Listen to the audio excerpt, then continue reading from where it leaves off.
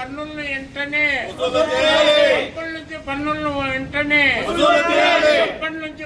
వెంటనే భారత communist party సామాన్యుల పట్ల ఒక వైఖరి, సంపన్నుల వైపు ఒక వైఖరి అనుసరిస్తున్న మున్సిపల్ వ్యవస్థ. సామాన్యుల పట్ల ఒక వైఖరి, సంపన్నుల పట్ల ఒక వైఖరి అనుసరిస్తున్నటువంటి మున్సిపల్ వ్యవస్థ. సంపన్నుల నుంచి పన్నులు రాబట్టలేని మున్సిపల్ వ్యవస్థ. వసూలు చేసిన పన్నులను ప్రజల సౌకర్యాలు పెంచడంలో విఫలమవుతున్న మున్సిపల్ వ్యవస్థ. పన్నుల నుంచి పన్ను బకాయిలను వసూలు చేయలేనటువంటి పురపాలక సంస్థ. పన్నుల నుంచి పెండింగ్ బకాయిలను వసూలు చేయలేని పురపాలక వ్యవస్థ. పేదలపై భారం మోపుతున్న మున్సిపల్ శాఖ.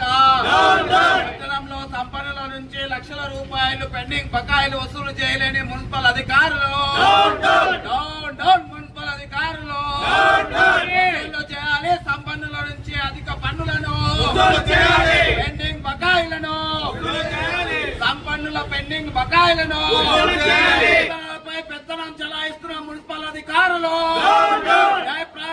సిపిఐ చేపడుతున్నటువంటి రాష్ట్ర వ్యాప్త ఆందోళన కార్యక్రమాన్ని ప్రజారోగ్యాన్ని పెంచాలి. ప్రజలకు అనుగుణంగా భూరి విస్తీర్ణతకు అనుగుణంగా శానిటేషన్ సిబ్బందిని బకాయిలను, సంపన్నులతో రాజీ పడుతున్న మున్సిపల్ శాఖ, సంపన్నులతో రాజీ పడుతున్న రెవెన్యూ శాఖ, సంపన్నులతో రాజీ పడుతున్న రెవెన్యూ శాఖ.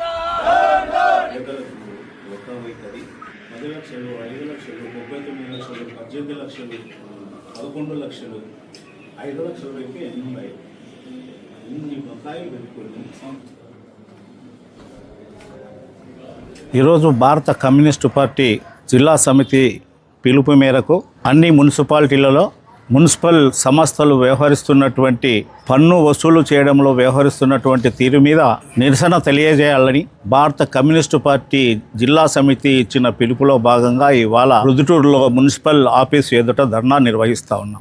ప్రభుత్వం మున్సిపల్ వ్యవస్థలోని అధికార యంత్రాంగము సామాన్యులు ఎవరైనా 10,000, 15,000, 20,000, 30,000 పన్ను బకాయిలు ఉంటే సకాలంలో కట్టకపోతే వారి దగ్గరికి పోయి వారిని బెదిరించి మీరు పన్ను కట్టకపోతే మీ ఇంటి కుళాయిని పీకేస్తాము, మీ ఇంటికి తాళం వేస్తామని చెప్పేసి మానసికంగా బాధ పెట్టి బలవంతంగా వసూలు చేస్తూ ఉన్నారు. మేము వసూలు చేయడాన్ని కాదనడం లేదు. పన్నులు వసూలు చేస్తేనే ప్రజలకు సౌకర్యాలు పెరుగుతాయి. కానీ ఇదే వైఖరిని ఏవైతే సామాన్యుల దగ్గరకు పోయి మీరు బలవంతం చేసి దౌర్జన్యం చేసి మానసికంగా వాళ్ళను కృంగేటట్టు అవమానపరిచి వసూలు చేస్తున్నారో సంపన్నుల పట్ల మీరు ఎందుకు ఈ మెతక వైఖరి వ్యవహరిస్తున్నారనేటువంటిది ఇవాళ భారత కమ్యూనిస్టు పార్టీ.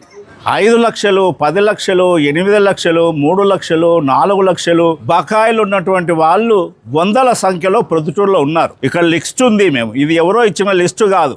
ఆర్టీఐ కింద మా జిల్లా పార్టీ పెట్టి తీసినటువంటి లిస్ట్ ఇది. మున్సిపాలిటీల నుంచి వచ్చినటువంటి లిస్టు వాళ్ళు ఇచ్చినటువంటివే.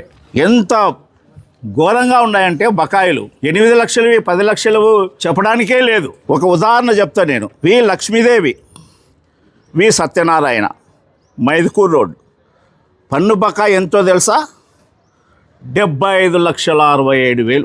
వీళ్ళని ఎందుకు టచ్ చేయలేదు? ఎప్పటి నుంచి బకాయి ఉంది ఇది?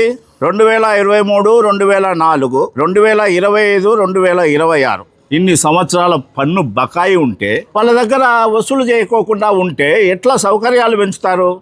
28 లక్షలు, ఇంకొక ఆమె 18 లక్షలు, ఇట్లా లక్షల సంపన్నుల దగ్గర నుంచి పన్నులు వసూలు చేయలేకపోతున్నారంటే మీరు వాళ్ళతో లాలూచీ పడుతున్నారా, లేకపోతే వాళ్ళతో రాజీ పడుతున్నారా, వాళ్ళని టచ్ చేయాలంటే భయపడుతున్నారా, మీ మీద ఏమైనా రాజకీయ ఒత్తిళ్ళు ఉన్నాయా? అట్లాంటివి ఏ విషయాలు చెప్పుకోకుండా అట్లే పన్నులు పేరబెడితే మీరు ప్రజలకేం సౌకర్యాలు పెంచుతారు? అంటే ఈ వైఖరి మానుకోవాలి, నిర్దాక్షిణ్యంగా వసూలు చేయాలి. పన్నులు అనేటువంటివి ఇన్ని లక్షలలో బకాయిలు ఉంటే మీరు మౌనంగా ఉన్నారంటే ఇది మేము వేరే రకంగా అర్థం చేసుకోవాల్సి వస్తుంది. ఏం చేస్తున్నారు మున్సిపల్ కమిషనర్? ఏం చేస్తుంది మున్సిపల్ వ్యవస్థలోని రెవెన్యూ యంత్రాంగం? వాళ్ళకు తెలియదా? వాళ్ళ దగ్గర లిస్టు లేదా? ఎవరెవరు ఎంత బకాయి ఉండారని మేము అందరి పేర్లు చెప్పాలనా? వాళ్ళ దగ్గర ఉంది, అయినా ఎందుకు వసూలు చేయడం లేదో ప్రజలకు జవాబు ఇవ్వాలి. వాళ్ళు ఇవాళ ప్రజల నుంచి పన్నులు వసూలు చేస్తూ ఉన్నారు. ఏ సౌకర్యం పెంచుతున్నారు? ఒక సరైనటువంటి గ్రంథాలయం ఉందా మన ఊరిలో? ఒక 1000 మంది కూర్చోవడానికి ఒక కమ్యూనిటీ హాల్ ఉందా? ఈ గాంధీ పార్కు తప్ప రిక్రియేషన్కి ఏదైనా పార్క్ ఉందా? ఇంత పెద్ద పట్టణంలో ఆ ఒక్క పార్కేనా? పిల్లలకు రిక్రియేషన్ ఉండకూడదా? పిల్లలకు ఏదైనా ప్లే గ్రౌండ్స్ ఉండకూడదా మున్సిపాలిటీ తరఫున? ఏమీ లేవు. శానిటేషన్ బాగుందంటే శానిటేషన్ బాగోలేదు. ఎందుకు బాగలేదంటే 2011 జనాభా ప్రాతిపదిక మీద వర్కర్స్ని తీసుకున్నారు. ఇవాళ 2026 15 సంవత్సరాల్లో ఈ పట్టణం ఎంత డెవలప్ అయిందో మీకు తెలియదా? ఎంత విస్తరించిందో మీకు తెలియదా? ఎన్ని కట్టడాలు వచ్చినాయో మీకు తెలియదా? శానిటేషన్ వర్కర్స్ని పెంచుకోవాల్సినటువంటి అవసరం ఉంది. అప్పుడు మాత్రమే శానిటేషన్ మెరుగుపడుతుంది. కాబట్టి ఈ విషయాలన్నిటినీ మీరు తీసుకున్నటువంటి పన్నులను సౌకర్యాల కోసం ఖర్చు పెట్టాలి. రాజకీయ ఇప్పుడు పాలక సంస్థ లేదు, ఇప్పుడు వచ్చినది వాళ్ళ చేతుల్లోకి పోయింది. వాళ్ళే ఇప్పుడు పన్నులు వసూలు చేస్తూ ఉన్నారు. ఈ వసూలైనటువంటి పన్నులు పంపకాల కోసం కాకుండా రాజకీయ తాబేదారులకు లేకపోతే ఎవడికో ములాజా ఉండేటువంటి వానికి ఈ పేరుతో ఆ పేరుతో ఆ పని పేరుతో పంచద్దండి.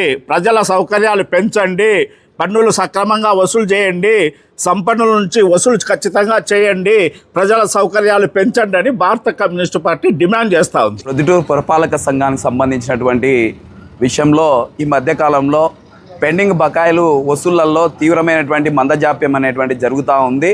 అందుకు నిదర్శనమే ఇవాళ మేము పెట్టినటువంటి ఆర్టీఐ యాక్ట్లో వచ్చినటువంటి పేర్లు కావచ్చు, లేకపోతే కోట్ల రూపాయలు ఇవాళ పెండింగ్లో ఉన్నటువంటి అంశాలు కావచ్చు. పేద సామాన్య వర్గాలపైన దాడికి వెళ్ళడానికైతే కనుక వసూళ్ల విషయాల్లో నీటి కలెక్షన్లు కట్ చేయడానికి కానీ, ఇళ్ళకి తాళాలు వేస్తామని చెప్పి బెదిరించడానికి కానీ, లేదా ఇంకొక రకమైనటువంటి బెదిరింపులకు కానీ, ఇక్కడికి కార్యాలయాల చుట్టూ తిప్పుకోవడానికి కానీ సామాన్యుల పట్ల, మధ్యతరగతి కుటుంబీకుల పట్ల వ్యవహరిస్తున్నటువంటి వైఖరి ఇవాళ ధనిక వర్గానికి సంబంధించినటువంటి వారిపై వెళ్ళగడం లేదనేటువంటి దాని మీద సిపిఐగా ఇవాళ మేము నిరసన కార్యక్రమాలు, ధర్నా కార్యక్రమాలు నిర్వహిస్తూ ఉన్నాం. అయితే ఇవాళ వసూలు చేయాల్సినటువంటి కోట్ల రూపాయలకు ఇవాళ రెవెన్యూ అధికారులు బాధ్యత తీసుకోవాల్సినటువంటిది ఉందా లేదా అని చెప్పేసి ఇవాళ ధర్నాలో మేము ప్రశ్నిస్తూ ఉన్నాం. రెవెన్యూ అధికారులు నెలవారీ జీతాలు తీసుకుంటా ఉన్నారు. వాళ్ళ దగ్గరికి వెళ్ళి రాజీ ధోరణిలతో మామూళ్ళతో మత్తులో మనం మునిగిపోతూ ఉన్నటువంటి పరిస్థితి ఉంది. పట్టణంలో ఒక మాల్కి సంబంధించి 7,30,00,000 రూపాయలు ఇంకా పెండింగ్ ఉన్నాయంటే ప్రొద్దుటూరు పురపాలక సంస్థ ఏం చేస్తూ ఉంది, ఏం విధులు నిర్వహిస్తూ ఉంది, నెలవారీగా జీతాలు ఎట్లా పై అధికారి ఆయా రెవెన్యూ శాఖ వాళ్ళకి చెల్లిస్తూ ఉన్నారనేటువంటిది కూడా ఇక్కడ ప్రశ్నార్థకంగా ఉంది. దీంట్లో అధికారులు కింది స్థాయి నుంచి పై స్థాయి వరకు కూడా ఇవాళ వాటిలలో అమ్యామ్యాలలో భాగమై ఉన్నారనేటువంటి తేటతెల్లం అవుతూ ఉంది. రెండవ వైపున గ్రాంట్స్ వచ్చినటువంటి వాటిని కూడా ఇవాళ 15th ఫైనాన్స్ వచ్చినటువంటి గ్రాంట్స్ను కూడా మున్సిపాలిటీలో అమలు విడుదల కానికుండా పెండింగ్ పెట్టి బకాయిలు వెనక్కి పంపించినటువంటి పరిస్థితి. గ్రాంట్స్ అన్నింటినీ ఇంకా అభివృద్ధికి ఏ రకంగా అధికార యంత్రాంగం తోడ్పడుతుంది? కాబట్టి దీనిపైన పూర్తి స్థాయిలో విచారణ అనేటువంటిది జేసీ గారు జిల్లాగా నుంచి ఇక్కడ ఉన్నారు కాబట్టి విచారణ చేపట్టాల్సినటువంటి బాధ్యత ఉంది. ఇందాక రామయ్య గారు చెప్పారు, విద్యార్థులు, యువకులు మేధో పరంగా ఉల్లాసంగా ఆరోగ్యవంతంగా జీవించాలన్నా, ఆరోగ్యవంతమైనటువంటి సమాజంలో మెరుగుదలగా ముందుకు సాగాలన్నా కానీ అటువంటి ప్లే గ్రౌండ్స్ లేవు. మున్సిపల్ హై స్కూల్లో, అనిబిసెంట్ స్కూల్లో ఉన్నటువంటి సెటిల్ ఆడేటువంటి సెంటర్ను కూడా ఇవాళ మూతేసినటువంటి పరిస్థితి ఉంది. ఇవాళ ఊరేమో చూస్తే దాదాపు 70-80 కిలోమీటర్ల మేర పెరిగిపోతున్నటువంటి పరిస్థితి. ఎక్కడ ఒక పార్క్ అనేటువంటిది విస్తారంగా కూర్చొని పగులుపూట వచ్చినటువంటి పర్యాటకులు కానీ, ఏదైనా వ్యాపారాల కోసం వచ్చిన వాళ్ళు కానీ సేద తీరడానికి లేనటువంటి పరిస్థితి ఉంది.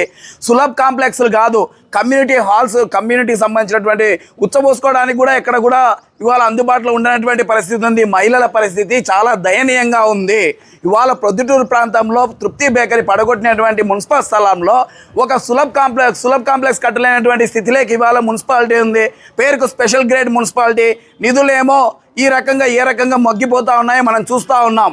వచ్చిన నిధులనేమో రాజకీయ వాటికి సంబంధించినటువంటి చట్టంలో ఉన్న వాటిని తొలగిస్తున్నటువంటి పరిస్థితి ఉంది. వీటన్నిటి ఇప్పటికే చాలా మున్సిపాలిటీ కార్పొరేషన్లలో, స్వచ్ఛాంధ్ర కార్పొరేషన్స్ కావచ్చు, లేకపోతే కనుక స్వచ్ఛ భారత్లో కానీ, స్వచ్ఛ సర్వేక్షణలో కానీ చాలా కార్పొరేషన్స్ గ్రేడ్ 1, గ్రేడ్ 2 మున్సిపాలిటీలు కూడా అవార్డులు తీసుకుంటూ ఉన్నాయి. స్పెషల్ గ్రేడ్ మున్సిపాలిటీ అయినటువంటి ప్రొద్దుటూరుకి ఎందుకు లేదా దుస్థితి లేక ఎందుకు ఇవాళ దుస్థితి లేక ఎందుకు నెట్టివేయబడతా ఉంది అంటే ఇక్కడ అధికార యంత్రాంగం అనేటువంటిది ప్రొద్దుటూరు పట్టణ అభివృద్ధి పైన ప్రజలకు అందించాల్సినటువంటి మౌలిక సౌకర్యాలు సౌకర్యాలు వసతులపైన దృష్టి సారించడం లేదు. దీనిపైన సిపిఐగా ఇవాళ ఆందోళన కార్యక్రమం చేపడతా ఉన్నాం. పట్టణంలో ఇప్పటికైనా జేసీ గారి నేతృత్వంలో అయినా కానీ కొంత మార్పు అనేటువంటి దాన్ని కోరుకుంటా ఉన్నాం. అట్లా కాని పక్షంలో వీటిని రాజీ లేకుండా ఉద్యమాలను నిరంతరం కొనసాగిస్తామని చెప్పేసి హెచ్చరిస్తా ఉన్నాం. మీ వివాహాది శుభకార్యములకు, పుట్టిన రోజులకు, మీటింగులకు అత్యాధునిక సదుపాయాలతో ప్రొద్దుటూరు వాసవి సర్కిల్ వద్ద నుంచి అతి సమీపాన మీకు అందుబాటు ధరలలో happy banquet AC function hall మీకు స్వాగతం పలుకుతుంది. మా ఫంక్షన్ హాల్ నందు వంట సామాగ్రి మరియు విశాలమైన కార్ పార్కింగ్, అతి తక్కువ మెయింటెనెన్స్ ఖర్చుతో ఏ ఫంక్షన్ అయినా మా happy banquet AC function hall నందు జరుపుకొని ఆనందాన్ని పొందండి. బుకింగ్ కొరకు సంప్రదించండి. మా సెల్ నంబర్ 9100600238 7799 000211.